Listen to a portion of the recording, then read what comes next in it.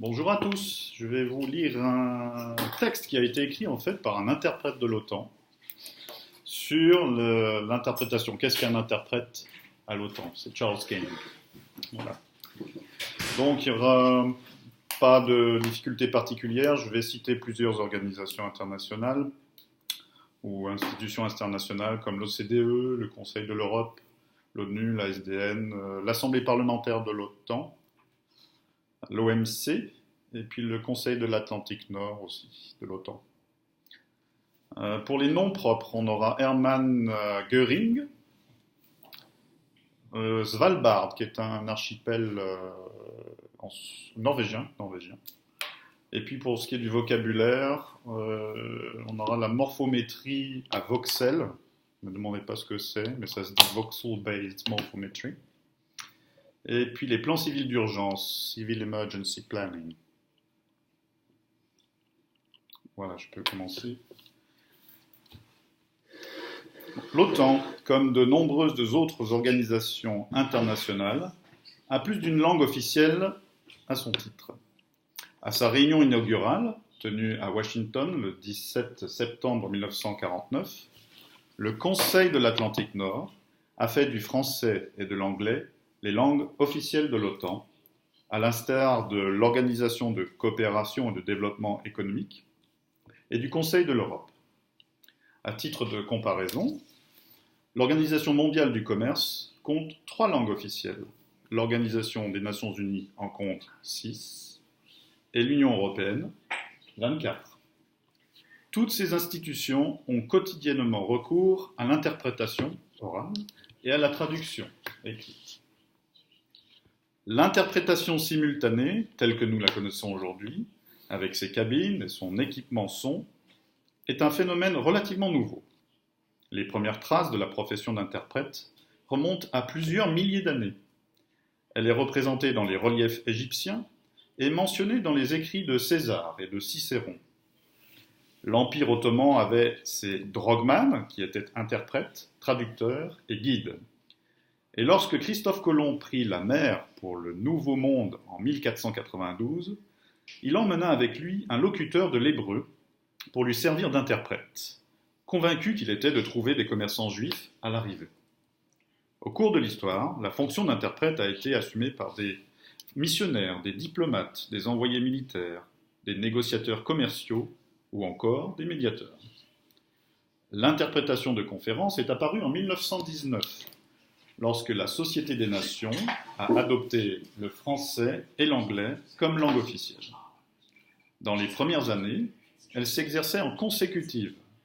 Le discours était prononcé dans sa totalité ou par grands blocs avant d'être interprété en morceaux d'égale longueur. L'interprétation simultanée a pris son essor dans les années 1920 grâce à un système de marque IBM. Ce mode d'interprétation a considérablement facilité le déroulement des procès de Nuremberg en 1945, où l'interprétation consécutive en 4 langues, anglais, français, allemand et russe, aurait allongé les débats au point de compromettre toute la procédure.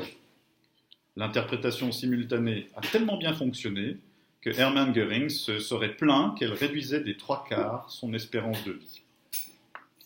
Parmi les premiers interprètes de l'OTAN, plusieurs avaient servi avec distinction dans les forces terrestres ou aériennes des pays de l'Alliance, et une avait recueilli des renseignements d'importance cruciale sur le sol ennemi. Le recrutement pour le service d'interprétation était essentiellement fondé sur la qualité de la prestation. Il était tout simplement demandé aux candidats prometteurs, dont la formation n'entrait guère en ligne de compte, de s'installer dans une cabine et d'interpréter un discours ou un exposé OTAN, réel ou réaliste. Cette méthode de sélection a fait ses preuves, et elle est toujours en usage aujourd'hui. Ce qui se passe réellement au cours du processus d'interprétation reste un mystère, y compris pour les interprètes eux-mêmes.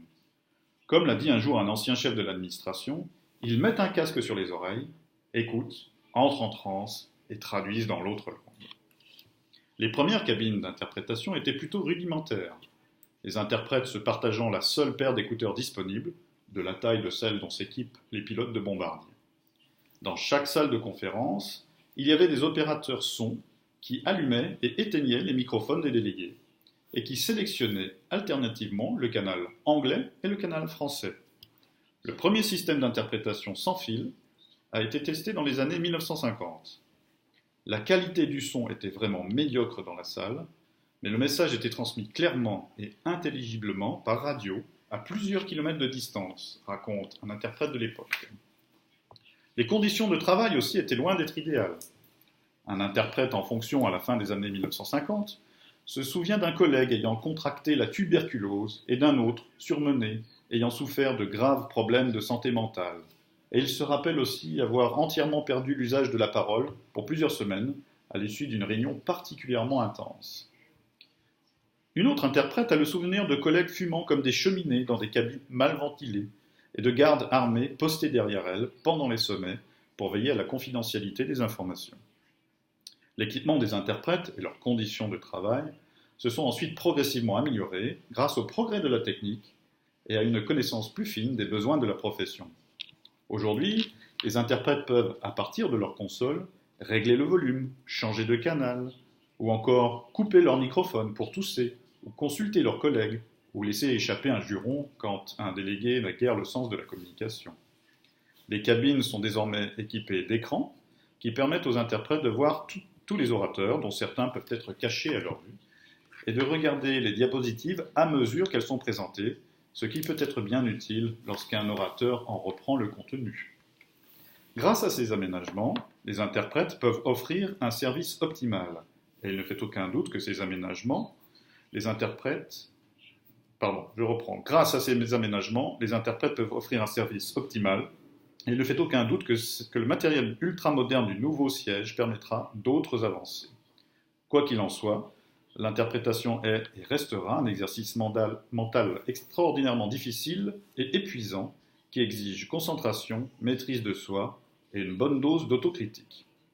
Mais qu'est-ce qui rend finalement le métier d'interprète aussi particulier ?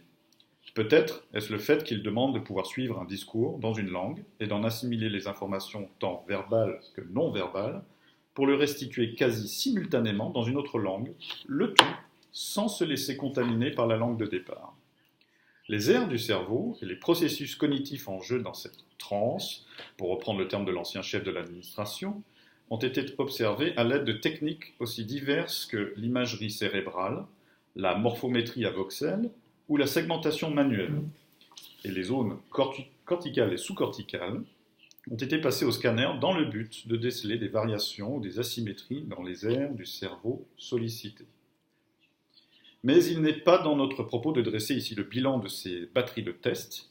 Signalons quand même que les interprètes cobayes en sont sortis indemnes.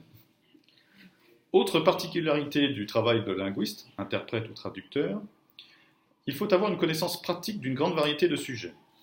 Défense, sécurité, coopération internationale, plan civil d'urgence, construction navale, contrôle de la sécurité aérienne, carburant et lubrifiant, planification des ressources humaines et financières, technologie de l'information et de la communication, ne sont là que quelques-uns des domaines couverts chaque année par un interprète à l'OTAN.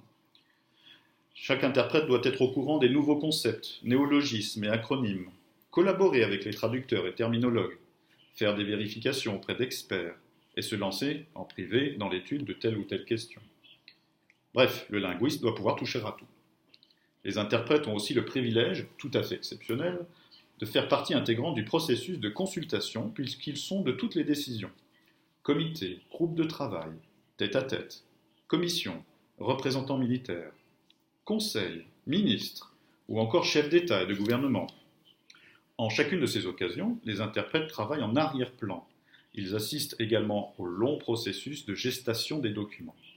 D'abord non-documents, documents de réflexion ou même documents provisoires, le texte devient projet, puis après moult révisions, document prêt à être adopté. Même à ce stade, il se peut que les délégués, après une ou plusieurs procédures d'accord tacite, décident que le document est tout juste une bonne base de travail, ce qui annonce à coup sûr une bataille d'amendements avec ses innombrables réserves et autres lignes rouges, et pour les interprètes, de longues heures en cabine. De temps à autre, les interprètes sont amenés à voyager pour participer à des réunions hors du siège, des visites techniques, des sessions de l'Assemblée parlementaire de l'OTAN ou des sommets de l'organisation. On les a vus travailler dans des cabines de toutes les formes et dimensions possibles et imaginables, sur la plateforme d'un engin de débarquement amphibie rapide au large de Toulon, dans la soute de chargement de l'A400M près de Berlin, dans un avion pendant une opération de ravitaillement en vol au-dessus de la mer d'Irlande, dans une communauté de mineurs russes au Svalbard, sur le site provençal du réacteur thermonucléaire expérimental et dans des simulateurs de vol et de tir de divers centres de formation. On les a aussi vus se serrer dans des ascenseurs avec des VIP et leurs escortes de gardes bodybuildés, poser pour une photo de famille avec un chef d'État en marge d'un sommet, lever leur verre à la fraternité des peuples ou à la communauté des nations dans un mess d'officiers russes, et même faire trempette dans un lagon géothermique en Islande, en compagnie du secrétaire général et d'une nuée d'autres membres du secrétariat international. Face au progrès fulgurant des logiciels de traduction, on peut se demander si les interprètes et les traducteurs ne vont pas finir par être remplacés par la machine. La question se posera peut-être un jour, mais aujourd'hui en tout cas, la traduction automatique ne vaut pas grand-chose quand il s'agit de repérer et de reprendre les nuances, l'humour, l'ironie, les références culturelles et les innombrables excentricités linguistiques qui sont la marque du discours diplomatique. On peut affirmer sans trop s'avancer que tant que les humains ne parleront ni n'écriront comme des machines, il y aura des interprètes et des traducteurs au secrétariat international. Fin du texte. Merci.